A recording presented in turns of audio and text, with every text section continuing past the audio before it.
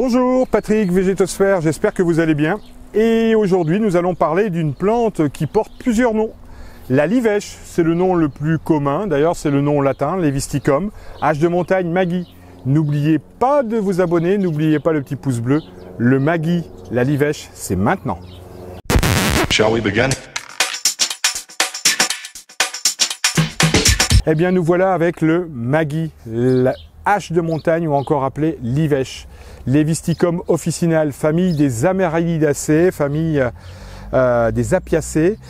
C'est une plante qui peut, ça n'a pas l'air là, mais faire à peu près 1,50 m à 2 m. Quand elle est en fleur, elle est tout à fait capable d'atteindre cette hauteur. Évidemment, quand vous l'achetez sous cette forme, vous vous dites c'est pas possible, mais il faut prévoir la place. C'est une plante qui pousse un peu partout, des Pyrénées, dans les Alpes, jusque dans le Caucase. Elle est relativement européenne dans sa dispersion géographique. C'est une plante très cultivée en Europe centrale, en Roumanie, en Moldavie, en Pologne, en Roumanie. Très utilisée, on va aborder un peu les usages de cette plante. Histoire et présentation historique. Alors encore une fois, Charlemagne nous l'a décrite pendant son règne. Il a fait beaucoup pour décrire les plantes et les répertorier surtout. Elle était très utilisée comme condiment au Moyen-Âge. Aujourd'hui, elle fait un peu le retour.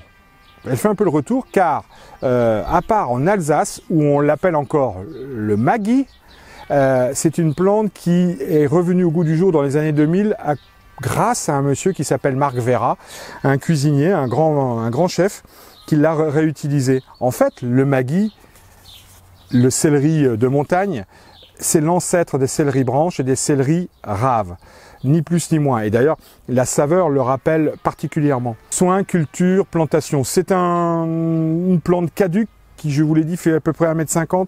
C'est vous dire que son développement est considérable et qu'il faut prévoir de la place. Dans votre jardin d'aromatique, elle ne devrait pas se trouver à côté du romarin, du thym ou de la sarriette. D'une part parce qu'elle est beaucoup trop imposante et d'autre part parce qu'elle a des besoins en eau qui sont quand même différents.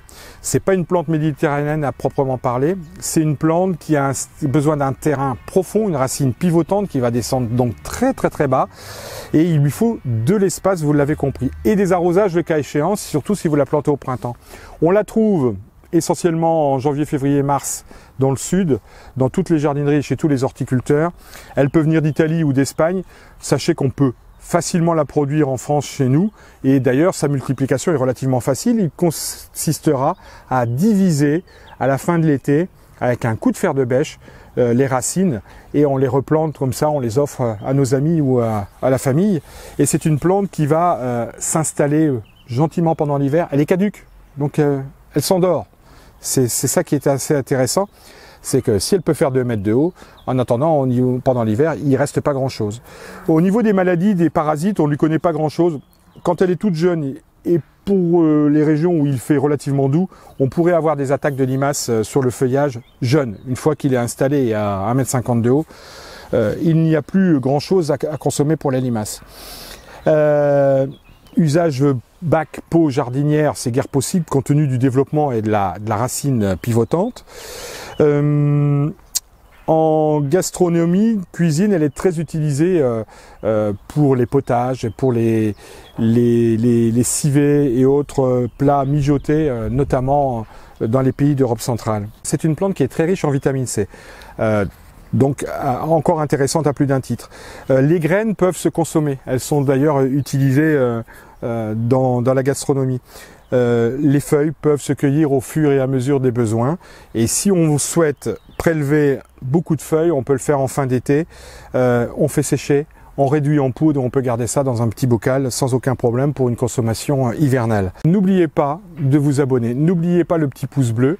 Je vous dis à très bientôt sur la chaîne Végétosphère. Vous pouvez rejoindre d'ailleurs le blog sur végétosphère.com où vous trouverez un ensemble d'informations supplémentaires par écrit concernant notamment les bienfaits santé du Maggie et du hache de montagne. Je vous dis à très bientôt, prenez soin de vous, au revoir. Shall we begin?